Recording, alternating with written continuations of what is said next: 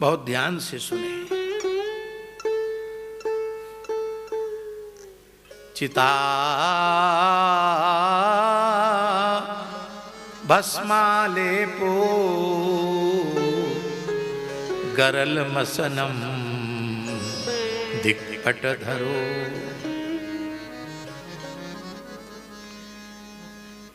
विमुख प्राणियों की चिता की भस्म भगवान शिव अपने श्रीअंग से नहीं लगाते हैं।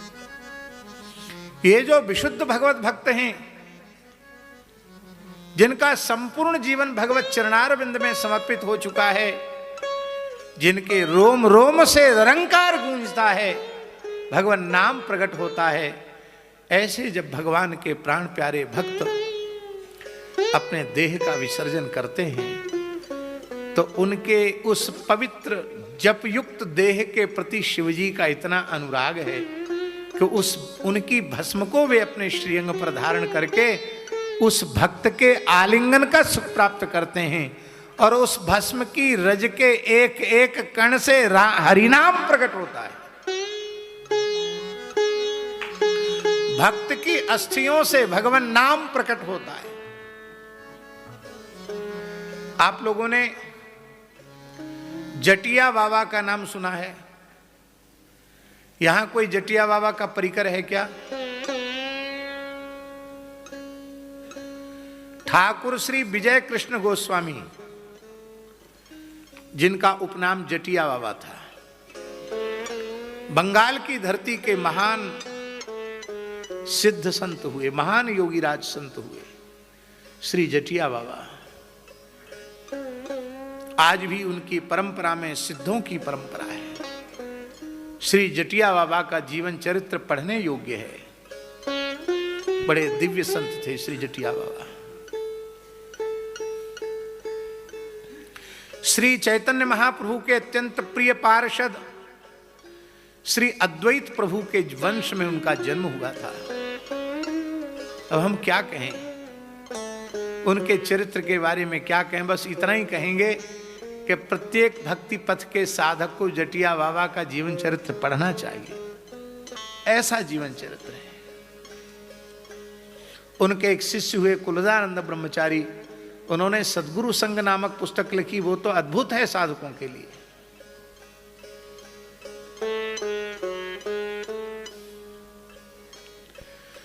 तो जटिया बाबा के जीवन का एक प्रसंग है।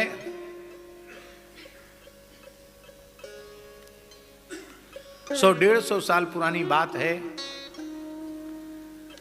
वृंदावन में कुंभ का आयोजन था और आप इस जगह चलते चलते बैठ गए यमुना किनारे। लोगों ने कहा महाराज जी क्यों बैठे? बोले यहां कान लगाकर सुनो।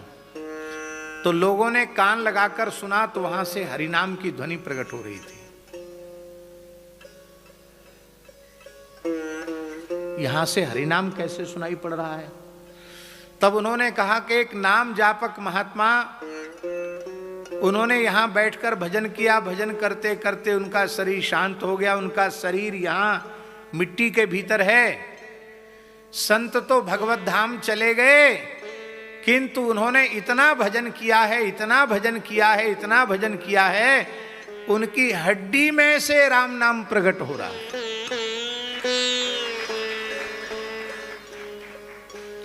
लोगों को विश्वास नहीं हुआ। तब कहा खोदो। खोदा तो नाम सबको स्पष्ट सुनाई पड़ने लग गया। तब आपने उन अस्थियों को लेकर यमुना जी में विसर्जित किया। संत चोखा मेला की हड्डियों से नाम प्रकट हो गया। महाराष्ट्र की घटना है। कहते ना बुखार हड्डी में चला गया। अरे बुखार जैसी बीमारी हड्डी में चली जाती है तो सच्चिदानंद भगवान नाम हड्डी में नहीं प्रविष्ट हो जाएगा क्या?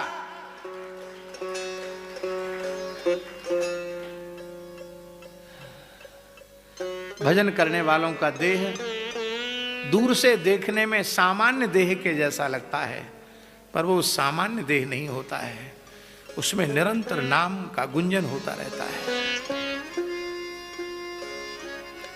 स्थूल रूप में देखने में पंचभूत और सप्त धातुएं दिखाई पड़ती हैं, पर आध्यात्मिक दृष्टि से उन संतों को आप देखें तो नाम के अलावा उसमें कुछ नहीं समझ में आएगा। केवल नाम, केवल नाम, केवल नाम। संत श्री मलुकदास जी के जीवन की एक घटना है। एक जगह संत श्री मलुकदास जी की जमात पड़ी हुई थी।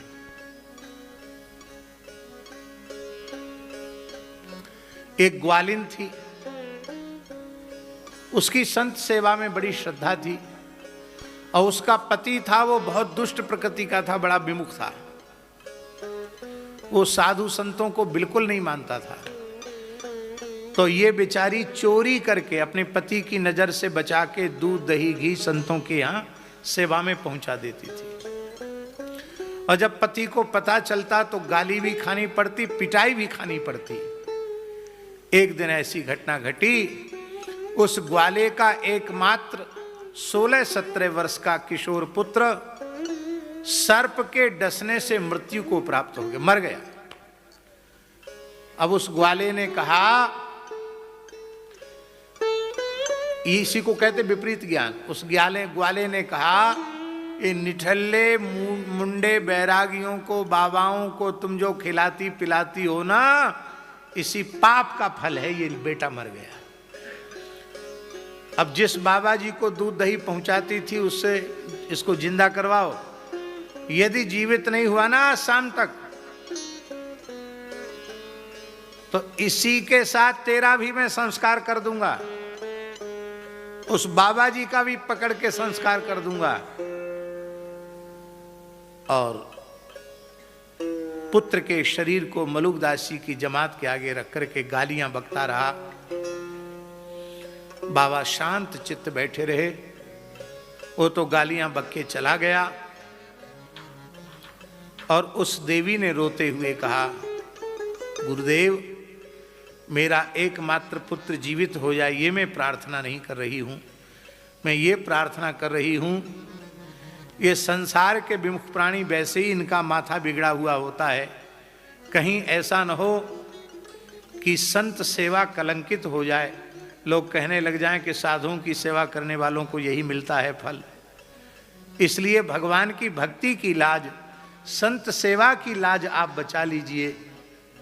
मेरे पति को कैसे भी करके भगवत शरणागत कर दीजिए, भक्त बना दीजिए। उसकी पुकार मलुकदास जी ने सुनी, अपनी धूनी में से चिमटा उखाड़ा और अपनी तर्जनी उंगली में चिमटा की नोक धसाई और ऐसे करके उस बालक के नासिका के मुख के पास ऐसे करके उंगली से दबाया। एक बूंद कुछ अमृत जैसा टपका उनकी उंगली से और वो जैसे ही उसकी नासिका में पड़ा, दूसरे ही क्षण बालक जीवित हो गया, उठकर बैठ गया।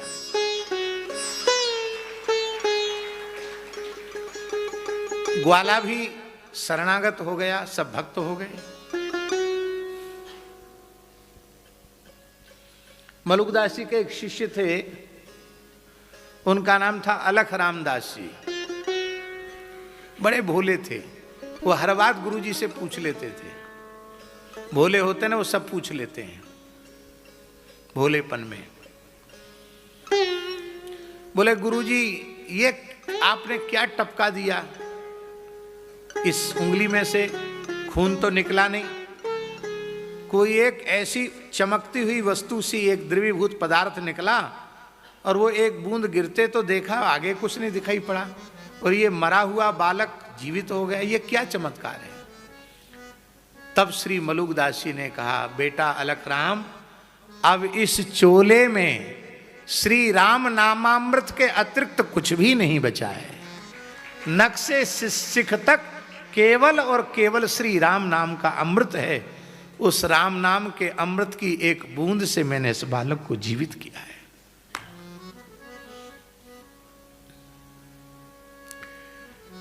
ऐसे उन भक्तों के भस्म को, उनकी अस्थियों को मैं धारण करता हूं।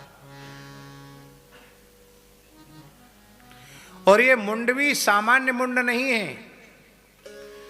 ऐसे भगवत भक्त जिनकी जिह्वा निरंतर नाम संकीर्तन करती रहती है, उनके मुंडों को मैं अपनी मुंडमाल में स्थान देता हूं। महाभारत के जैमिनी अश्वमेध पर्व में स्पष्ट लिखा है कि सुरथ सुधन्वा के मस्तक को भगवान शिव ने अपनी मुंडमाल में स्थान दिया, क्योंकि मरने के बाद भी सुरथ सुधन्वा की जिह्वा से कृष्ण नाम प्रकट हो रहा था। और एक रहस्य और है देवी पार्वती, इसमें कुछ मुंड तुम्हारे भी हैं। अरे मेरे मुंड हैं क्यों? तुम भी तो बहुत भजन करती हो, राम राम जपती हो, राम रामेति रामेति रमे रामे मनोरमे सहस्रनाम तत्तुल्यम राम नाम वरानने सहस्रनाम सम सुन शिववाणी जप जेई पी संग भवानी। तुम्हारा मुंड भी मैं, जब तुम्हारा समय पूर्ण हो जाता है तो तुम्हारे मुंड को भी मैं अपने मुंड माल में स्थान देता हूं। कितने मुंड हैं हमारे? बोले देख तुम ही गिनती कर लो कितने, बहुत हैं। तो भगवान इसका मतलब तो यही है कि आप अविनाशी परमात्मा हैं और मैं समय समय पर देह का त्याग करती हूं। हाँ देवी तुम ठीक कहती हो, तुम देह त्याग करके नया देह स्वीकार करके मेरी सेवा में पुनः आती हो। जैसे तुम पिछले शरीर में सती थी, फिर इस जन्म में पार्वती हो गई। तो भगवान आपके ऊपर मृत्यु का प्रभाव क्यों नहीं होता और मेरे ऊपर मृत्यु का प्रभाव क्यों हो जाता है? भगवान शिव ने कहा, देवी मैं अमर कथा का आश्रय लेकर के रहता हूं, उस अमर कथा के रस का पान करता हूं। उस रस के पान के प्रभाव से जरा जन्म मृत्यु काल ये मेरा स्पर्श नहीं कर सकते। आई मेरे श्याम